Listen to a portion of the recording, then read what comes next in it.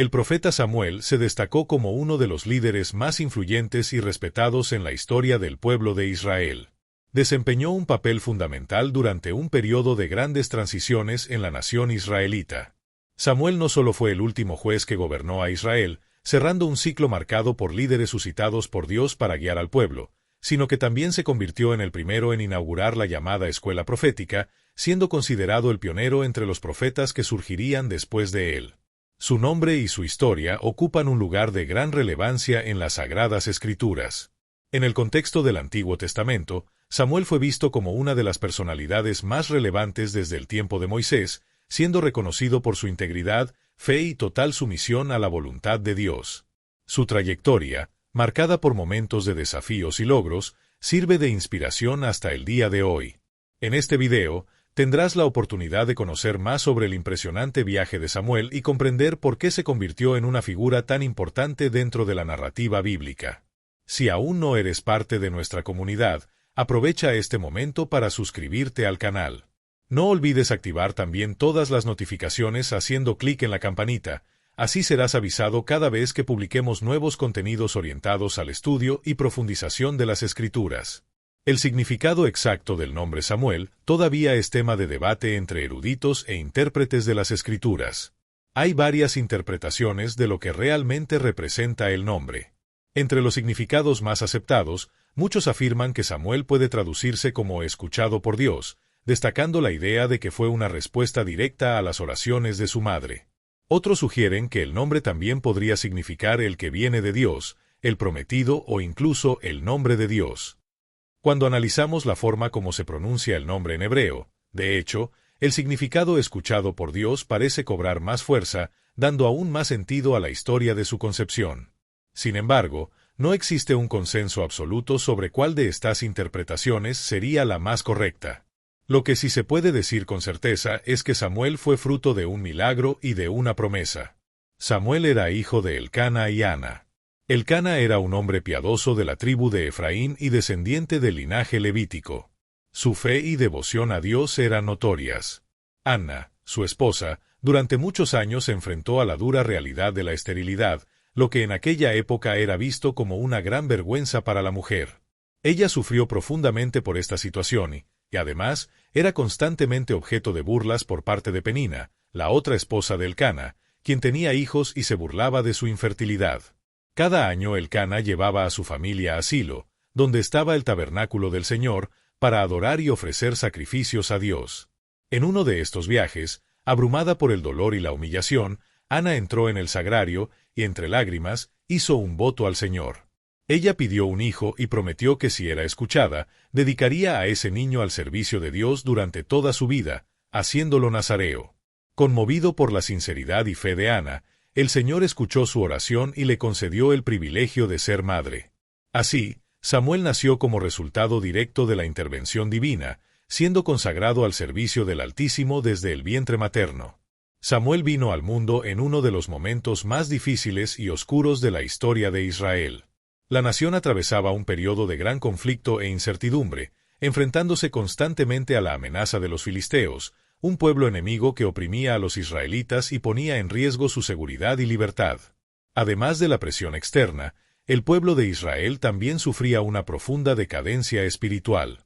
La verdadera fe se había debilitado y la idolatría, junto con la corrupción, se estaba extendiendo entre los líderes y el propio pueblo. Fue en este escenario de crisis que Ana, fiel a la promesa que había hecho a Dios, entregó a su hijo Samuel para servir al Señor durante toda su vida. Siendo muy joven, el niño fue llevado al tabernáculo, el lugar sagrado donde el pueblo adoraba a Dios, y comenzó a vivir bajo el cuidado del sumo sacerdote Elí.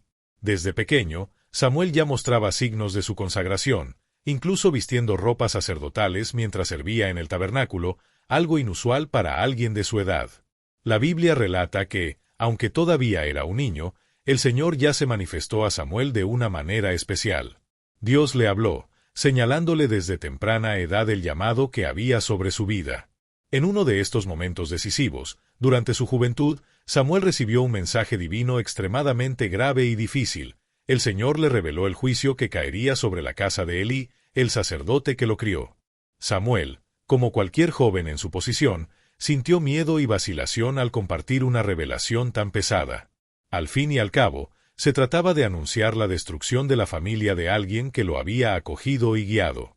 Sin embargo, a medida que pasaba el tiempo, se hizo evidente para todos que la mano de Dios estaba sobre Samuel. Cada día su autoridad espiritual crecía y el pueblo reconocía que había sido elegido y comisionado por el mismo Señor como profeta.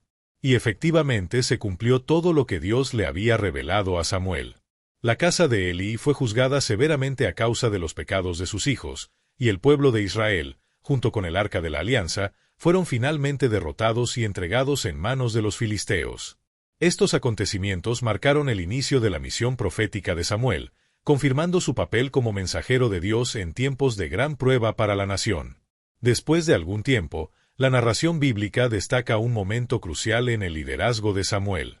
Movido por su misión profética, llamó al pueblo de Israel al arrepentimiento sincero y a la renovación de la alianza con el Señor. Samuel exhortó a la nación a abandonar la idolatría y todos los dioses falsos de una vez por todas, dirigiendo los corazones del pueblo de nuevo a la verdadera adoración al Dios de Israel.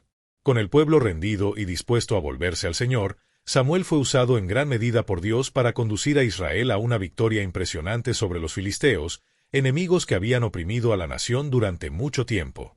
Este triunfo no fue solo militar, sino también espiritual, pues marcó la restauración de la fe y la obediencia al Señor. Como forma de inmortalizar este acontecimiento, Samuel erigió un monumento en el lugar de la victoria y lo llamó Ebenezer, nombre que significa «Hasta aquí nos ha ayudado el Señor». Este monumento no era solo un recordatorio de la batalla ganada, sino un símbolo del cuidado y la intervención divinos en la historia de Israel. Además, Samuel construyó un altar en la ciudad de Ramá, donde residía. Desde allí asumió la responsabilidad de juzgar al pueblo y guiarlo con sabiduría y justicia. Para mantener este liderazgo eficazmente, Samuel estableció una especie de circuito, visitando regularmente las ciudades vecinas y ejerciendo su autoridad como líder y juez sobre el pueblo. Sin embargo, a pesar de la integridad y el buen ejemplo de Samuel, la Biblia nos revela que sus hijos no siguieron el mismo camino.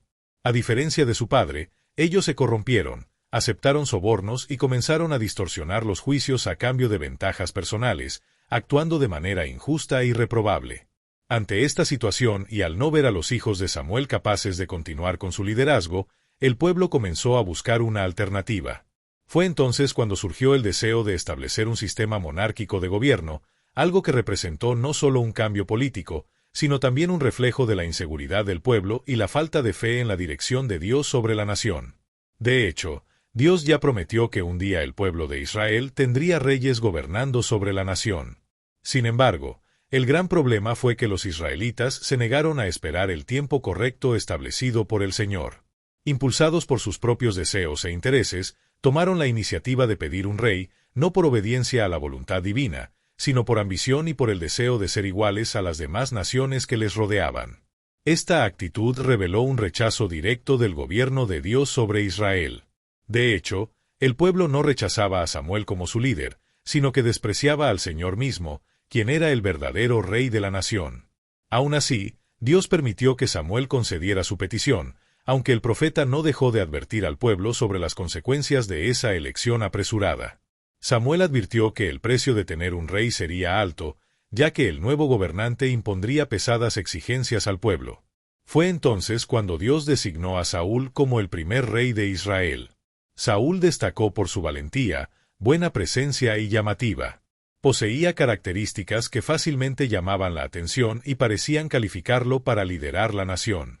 Por orden de Dios, Samuel ungió a Saúl como rey, haciendo pública esta unción delante del pueblo reunido en Mizpa. Poco después de una victoria significativa de los israelitas sobre los amonitas, tuvo lugar una ceremonia de coronación oficial, que consolidó a Saúl como el nuevo rey. Sin embargo, a medida que pasaba el tiempo, se hizo evidente que Saúl no entendía ni valoraba las cosas espirituales. Su falta de discernimiento quedó clara cuando, en un acto de desobediencia, decidió asumir funciones que pertenecían exclusivamente a los sacerdotes y él mismo ofreció un sacrificio al Señor, tratando de usurpar un privilegio que no le pertenecía. Esta actitud marcó el inicio de su caída ante Dios. Más tarde, Saúl volvió a cometer un grave error al desobedecer directamente las órdenes de Dios durante la campaña militar contra los amalecitas. En lugar de cumplir fielmente lo que el Señor había determinado, tomó decisiones por su cuenta y terminó violando lo sagrado. Esta actitud rebelde marcó definitivamente su rechazo ante Dios.